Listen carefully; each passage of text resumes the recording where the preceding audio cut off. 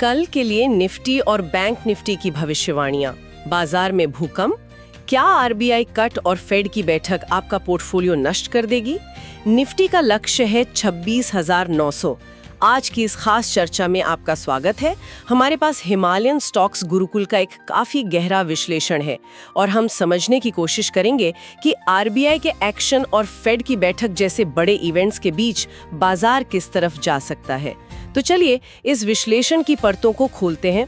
सबसे पहले कल मतलब सोमवार के लिए क्या उम्मीद रखनी चाहिए? देखिए, हिमालयन स्टॉक्स गुरुकुल के हिसाब से शुरुआत तो पॉजिटिव ही रहेगी। ग्लोबल संकेत काफी मजबूत है। अच्छा, लेकिन एक पेच है। 26,300 से 26,350 का जो लेवल है ना, वो एक बड़ी दीवार की तरह है। मतलब सुबह सुबह उसे पार करना मुश्किल होगा। जी, इसलिए हिमालयन स्टॉक्स गुरुकुल की रणनीति ये है कि अगर दिन में बाजार थोड़ा नीचे आए, मान लीजिए 26,000 के आसपास, तो वो एक खरीदारी का मौका होगा। और स्टॉप लॉस? स्टॉप लॉस जरूरी है, 25,900 के नीचे सख्ती से। समझ गई, मतलब तेजी तो है पर एक लक्ष्मण रेखा भी है। ये तो हुई कल की बात, लेकिन इस पूरे हफ्ते का क्या? फेड की बैठक भी तो है। बिल्कुल सही पकड़ा आपने। ये हफ्ता एक रोलर कोस्टर राइड जैसा होगा, बहुत उतार चढ़ाव। तो मुख्य ट्रेंड क्या रहेगा, ऊपर या नीचे? मुख्य ट्रेंड ऊपर की तरफ ही है, लेकिन जैसा मैंने कहा 26,300 से 26,450 की वो दीवार, वो अभी भी खड़ी है।